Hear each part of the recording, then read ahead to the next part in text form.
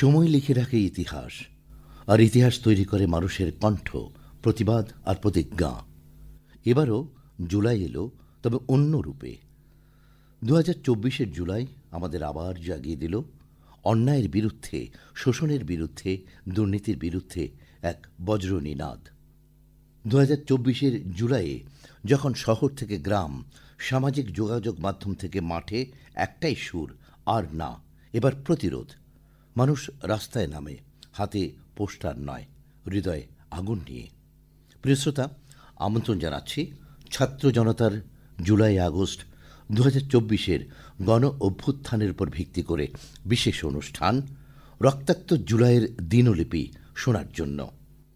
শ্রোতা বন্ধুরা, চলুন ফিরে যাই জুলাই 2024-এর এই দিনে। কোটা ব্যবস্থা সংস্কারের দাবিতে ঢাকায় বৈষম্য বিরোধী ছাত্র আন্দোলনের ব্যানারে শাহবাগ মোড়ে প্রায় 5 ঘণ্টা বড় আকারের বিক্ষোভ থেকে নতুন করে ছাত্র ধর্মঘটের ডাক। একই দাবিতে ঢাকা আরিচা মহাসড়ক এবং ঢাকা চট্টগ্রাম মহাসড়ক সহ দেশের বিভিন্ন জায়গায় সড়ক ও রেলপথ অবরোধ। 2018 সালের কোটার পরিপত্র বাতিলের রায় স্থগিতাদেশ চেয়ে রাষ্ট্রপক্ষ উচ্চ আদালতে আবেদন করলেও শুনানি মুলতবি হয়। বিশ্ববিদ্যালয়ের শিক্ষকদের ধর্মঘট অব্যাহত থাকে। আমরা জানি, ইতিহাস বারবার সাক্ষ্য দিয়েছে মানুষের সম্মিলিত প্রতিবাদী সমাজ পরিবর্তনের চালিকা শক্তি। 2024 সালের জুলাই মাসে আমরা দেখেছি এমন এক গণ আন্দোলনের উত্থান, যা কেবল কিছু দাবি দাওয়ার মধ্যে সীমাবদ্ধ ছিল না, বরং তা ছিল বৈষম্য, অন্যায়, বঞ্চনা এবং অনিয়মের বিরুদ্ধে এক শক্তিশালী প্রতিবাদ। চলুন কথোপকথনের মাধ্যমে খুঁজে দেখি এই আন্দোলনের তাৎপর্য, এর সাফল্য, সীমাবদ্ধতা এবং ভবিষ্যতের দিক নির্দেশনা।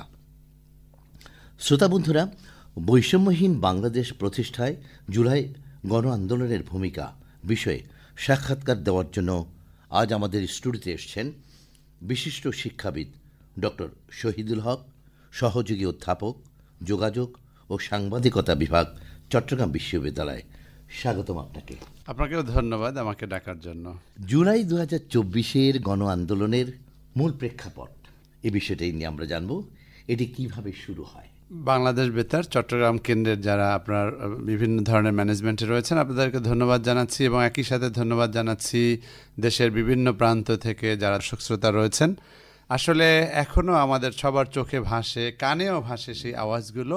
সবাই চেয়েছিল মূলত বৈষম্যহীন একটি সমাজ, অর্থাৎ বিশেষ করে আমাদের বিশ্ববিদ্যালয়ের শিক্ষার্থীরা, স্কুল কলেজের শিক্ষার্থীরা যে বৈষম্যের চিত্র পেয়েছে তাদের সামনে, চোখের সামনে, যে তাদের দাবি অনুসারে প্রায় 55 নানাভাবে এই কোটা সেই কোটা।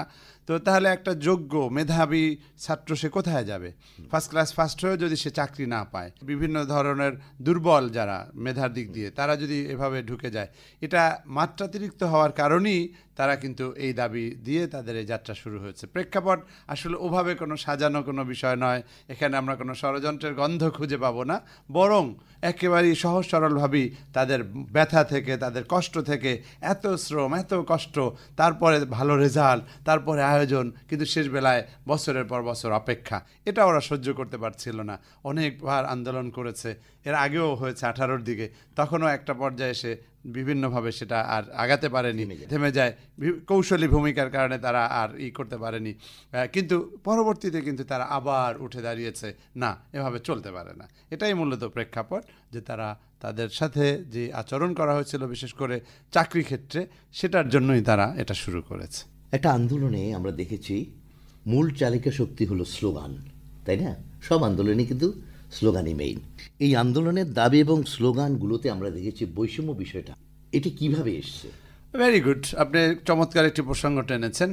আসলে আমরা এর আগে, আমি কাউকে ছোট করব না, এই দেশে স্বাধীনতা অর্জনের জন্য যারা যেভাবে অবদান রেখেছেন, আমি উইথ ডিউ রেসপেক্ট আমি সবাইকে শ্রদ্ধা করছি, সম্মান করছি। কিন্তু আমরা যেটা দেখেছি বিগত কয়েক বছর ধরে, বিশেষ করে 15-16 বছর ধরে, যে কোনো একটা ব্যক্তি বা পরিবারের প্রতি অতিমাত্রায় সম্মান দেখাতে গিয়ে অনেককেই হয়তো ছোট করা হয়েছে।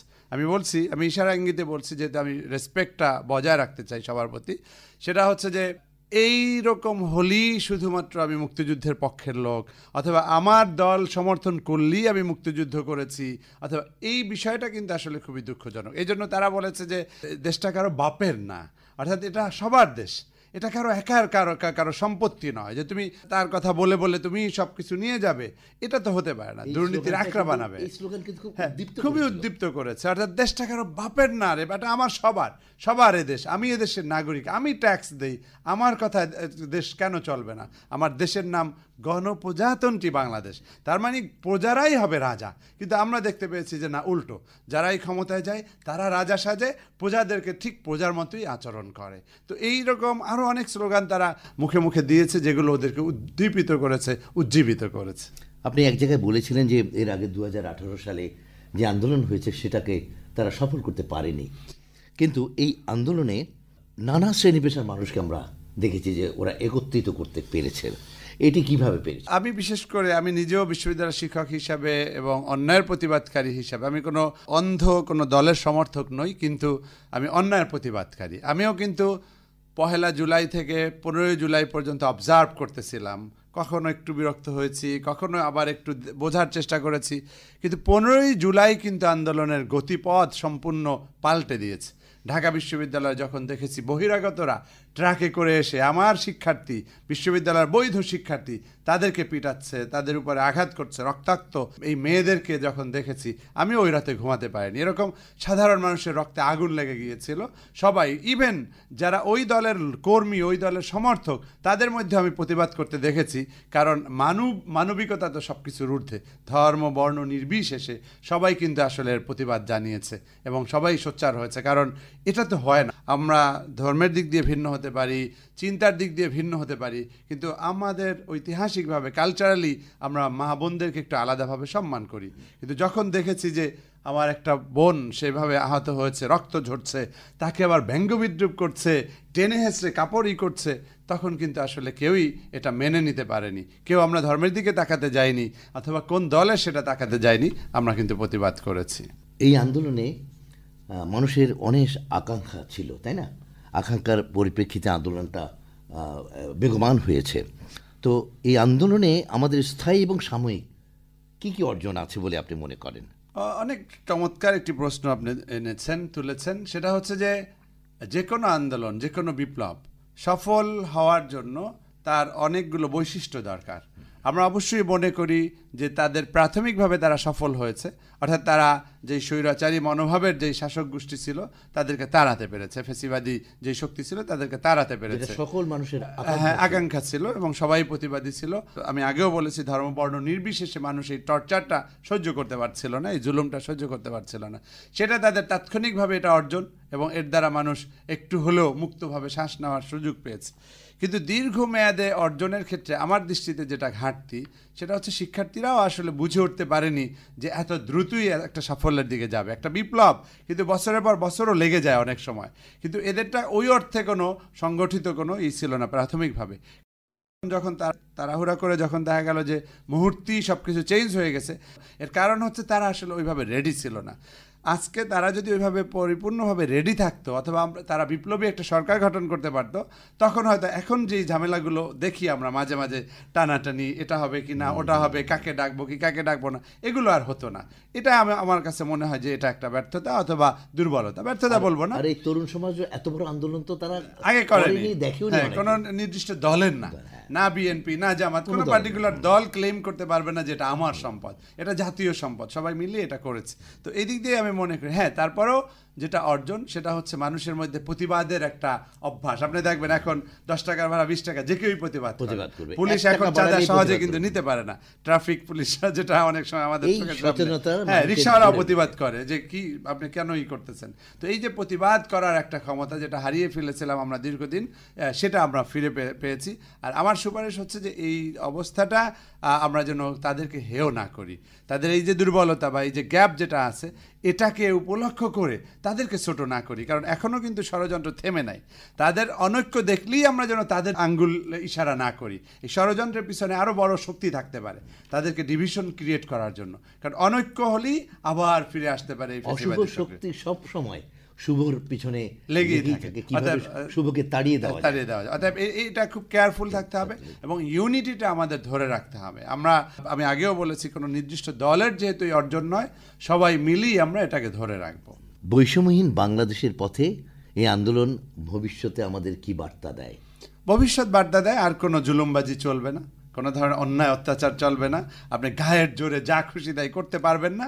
এটার জন্য একটা বড় ধরনের একটা হুঁশিয়ারি বার্তা। অবশ্যই যারাই জুলুমবাজ, যারাই অন্যায়কারী, অত্যাচারী, তাদের জন্য এটা একটা আগাম বার্তা। No more repression, no more operation, no more জুলুম, এই জাতীয় আর চলবে না। সবচেয়ে যারা ক্রাইম করে এসছে, যারা এই দেশে ক্রাইম করে নানা রকমের অপকর্ম করত, তাদের সংশোধনের একটা অবশ্যই সুযোগ, তারা যদি সুযোগটা গ্রহণ করে তাহলে সেটা করতে পারবে, অবশ্যই জাতির জন্য মঙ্গল হবে। প্রিয় শ্রোতা, আন্দোলন শুধু ধ্বংস নয়, গঠনেরও প্রতিজ্ঞা। জুলাই 2024 আমাদের শিখিয়েছে জনতার শক্তি যখন জাগে, শাসন কাঁপে। আজও যদি আমরা জাগি, কালই আসবে নতুন সূর্য। আপনাকে অনেক ধন্যবাদ। খোদা হাফেজ। বহুদিন পরে জাতির অন্তরে একই অনুভব, খুনে ধরা যত পুরাতন ক্ষত মুছে ফেলো সব। বহুদিন পরে জাতির অন্তরে একই অনুভব, খুনে ধরা যত পুরাতন ক্ষত মুছে ফেলো সব। খুনে ধরা যত পুরাতন ক্ষত মুছে ফেলো সব। বহুদিন পরে জাতির অন্তরে একই অনুভব, খুনে ধরা যত পুরাতন ক্ষত মুছে ফেলো সব।